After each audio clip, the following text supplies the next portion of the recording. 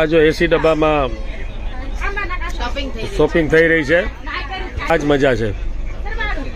અને આનો રેટ શું છે ભાઈ? 180. આ છે કોયમ્બતુરનું માર્કેટ, ટાઉન હોલ માર્કેટ. અહીંયા 4 ટોપ મળે છે 500 રૂપિયામાં, અને અહીંયા 50 રૂપિયામાં પણ મળે છે.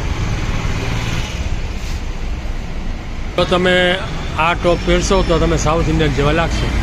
બોલો લ્યો, 80 રૂપિયામાં ટોપ, સાઉથ ઇન્ડિયન બનવા માટે થઈને એકદમ બેસ્ટ ઓફર, 80 રૂપિયા.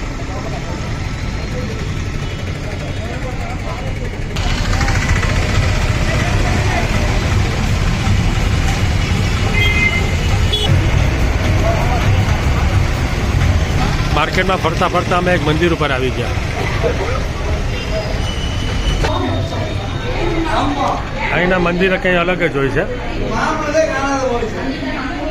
અને ખબર નહીં કઈ વિધિ ચાલે છે, ખ્યાલ નથી આવતો, પરંતુ અચ્છા.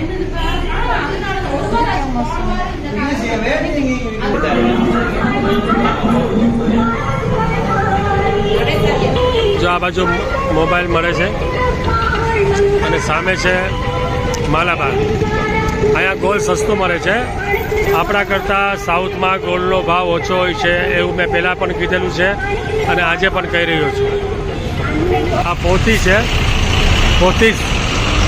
પોથીસનો આખો મોલ છે, અને મને એવું લાગે છે કે આ સોનાનું આખું માર્કેટ છે. તમે જો, ચલો આ માર્કેટમાં આપણે જાય પહેલાં, બરાબર? હા, પાણીપુરી પણ મળે છે, બોલો અહીંયા. અને આખું જ્વેલરી માર્કેટ છે.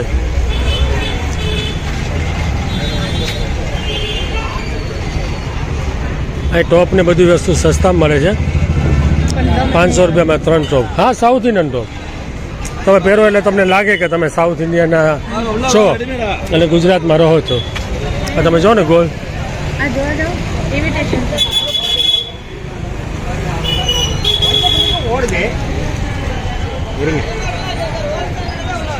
આ જો હોલસેલ માર્કેટ. જો આ બધા કપડા 250 રૂપિયા. શર્ટ એ જો, શર્ટની ડિઝાઇન કેવી અલગ અલગ છે. વરસાદના છાંટા પડી રહ્યા છે.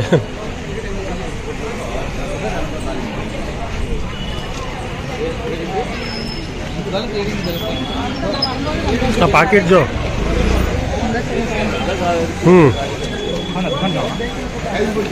આ લોકો કોફીને જગ્યાએ કાપી કે કાપી, કન્નન કાપી. ચિપ્સ વાળા ત્યાં લોકો કહે છે એની ચિપ્સ બહુ જોરદાર હોય. તો જો એની બનાવટ જો જબરજસ્ત, સીધી ડાયરેક્ટ કેળામાંથી. તો કે બરોડામાં મળે જ છે. આ પાણીના કેળા બહુ મોટા. આપણે જોઈએ શું ભાવમાં પડે છે.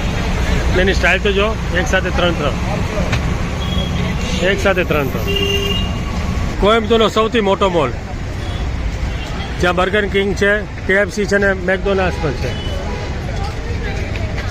અને સેલ ચાલે છે લાઈફસ્ટાઈલમાં 50%. ઓપ્પો, વિવો, સેમસંગ બધું મળશે. આ છે કોયમ્બતુરનો મોલ. તમને નામની ખબર છે કે કોયમ્બતુરમાં સૌથી મોટો મોલ ક્યાં આવેલો છે? એનું નામ શું છે? તો તમે મને ખાસ જણાવજો, હું તમને અંદરની વિઝિટ કરાવું.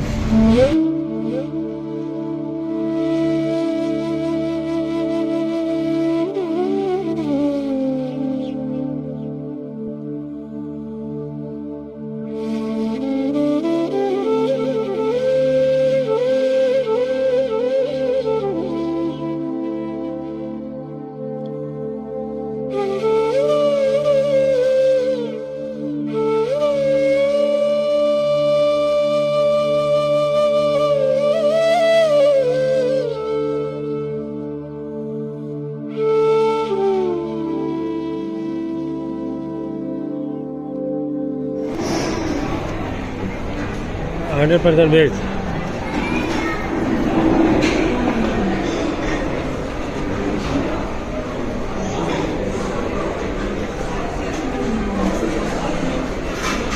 આ વેજ છે ને, નોન વેજ.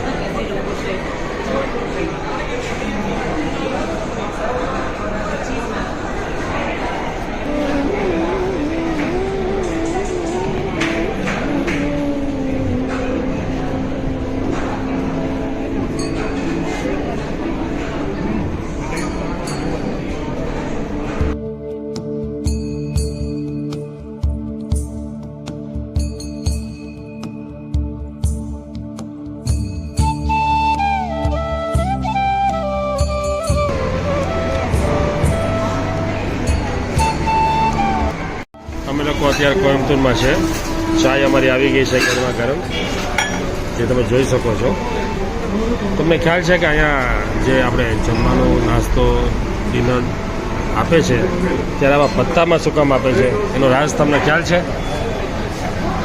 તો થોડી વાર પછી જ હું તમને આનો રાજ ખોલીશ.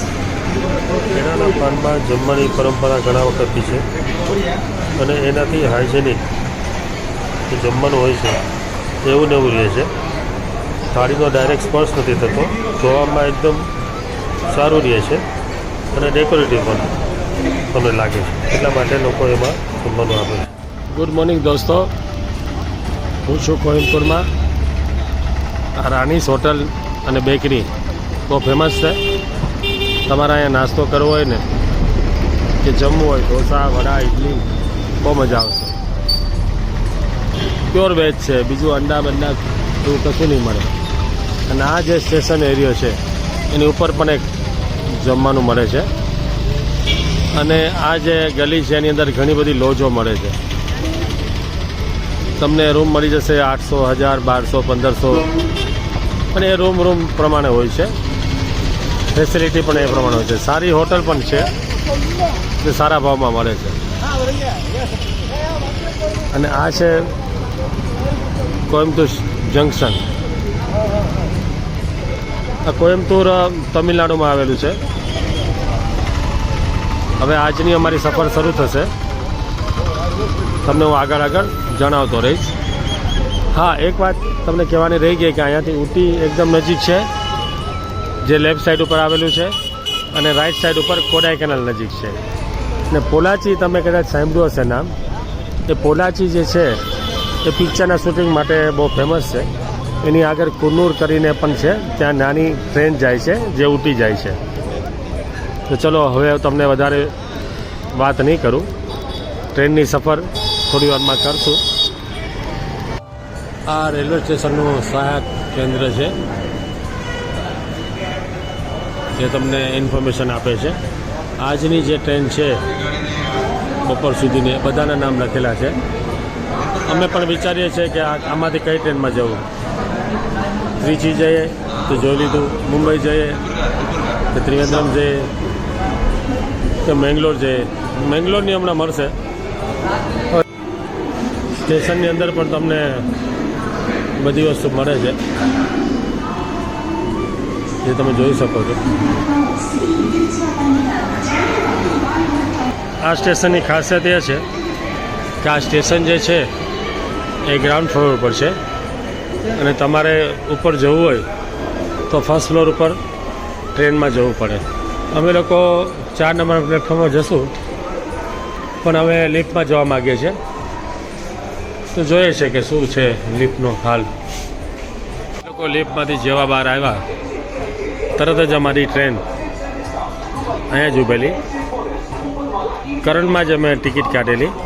આ જે છે એ નીચેથી આટલી જ સીડી ચડવાની હોય છે, મેં તમને કીધું ને, તો એકદમ નજીક. માંડ 20 સીડી હશે, 20-22, એ તમે પ્લેટફોર્મ ઉપર આવી શકો. જ્યારે નોર્મલ પ્લેટફોર્મ જે હોય છે એમાં એવું થતું હોય છે કે તમારે ઉપર ચડવાનું, ચાલવાનું, પાછું નીચે ઉતરવાનું. જ્યારે આમાં એવું કશું નથી, ફક્ત ઉપરની સાઈડ જ જવાનું હોય છે. આ ટ્રેનમાં જનરલ ડબ્બો પણ છે, જેમાં અમે તો નથી જવા માગતા, પરંતુ એ પણ ખાલી જ છે. જો તમારે આ ટ્રેનમાં જનરલમાં મુસાફરી કરવી હોય તો જઈ શકો.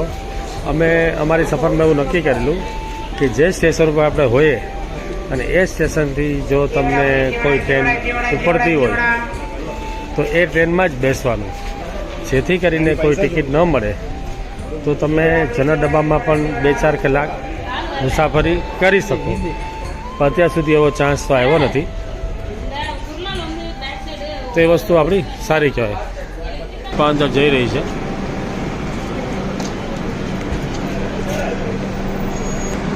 આ અમારો ડબ્બો છે B6. કોઈમ્બતુર સ્ટેશનથી અમારી ટ્રેન ઉપડી ગઈ છે. અમને જાણવા મળ્યું છે કે આ ટ્રેન ડ્રાઈવર છે. તો જોઈએ, નવા સ્ટેશન જોશું. કેટલા વાગે ક્યાં પહોંચશું મને કશું ખ્યાલ નથી.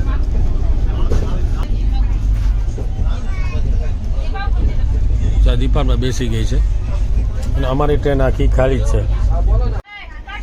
આ જો એસી ડબ્બામાં શોપિંગ થઈ રહી છે. અમારી ટૂરમાં આ જ મજા છે. અને આનો રેટ શું છે ભાઈ? 180. કારણ કે અમે લોકો છે ત્રિપુરમાં, અને ત્રિપુરમાં અત્યારે વરસાદ પડી રહ્યો છે અને આ ત્રિપુરમાં 10,000 ફેક્ટરી છે. 10,000 ફેક્ટરી તમે ગમે ત્યાં જોજો. बराबर. अच्छा ये आपका क्या है? आपका 100 रुपीज. दिखाओ जरा ये से. ये आप है 100 रुपीज. और 3/4 140 वाला देखते ना. पूरा डबल एक्सएल है वॉकिंग ग्राउंड पीस. આ સ્ટેશન મને તો જાણીતું લાગે છે, કારણ કે હમણાં જ 27 તારીખે એટલે કે 12 દિવસ પહેલાં હું આ જ સ્ટેશન ઉપર હતો જ્યારે બરોડાથી નીકળેલો. એનું નામ છે રેણીકુંટા. હવે મારી ગાડી કોયમ્બતુરથી ડાયવર્ટ થઈ છે, જે બેંગ્લોરથી જવાની હતી એની જગ્યાએ સેલમથી ડાયવર્ટ થઈને રેણીકુંટા આવેલી છે. એટલે ગાડી ખાલી અમને ઊભી જ છે, કોઈ આમાં બેસી ન શકે કારણ કે અહીંથી ટિકિટ એલાઉડ નથી. હવે આગળ આ જ રૂટ ઉપર ગાડી જશે અને પછી જે જૂનો રૂટ છે એ જૂના રૂટ ઉપર ગાડી જોઈન્ટ થશે. એટલે આ ગાડી કેટલી કલાક મોડી પહોંચે છે, ક્યારે પહોંચે છે એ તો સમય જ બતાવશે, પરંતુ લાઈફમાં પહેલીવાર વધારે ફરવા મળી રહ્યું છે એ હકીકત છે. આ ટ્રેનમાં ફર્સ્ટ ક્લાસ પણ ખાલી જ છે. ટીસીઆરે વાતચીત કરીને જોઈએ છે ક્યાંય થાય તો શું છે કે સફર કરવાની કંઈ મજા આવશે.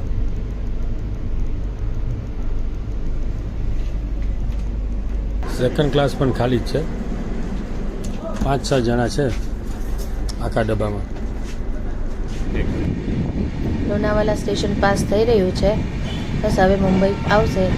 મિત્રો, આવા જ વિડીયો જોવા માટે અમારી ચેનલને લાઇક, શેર અને સબસ્ક્રાઈબ જરૂરથી કરજો.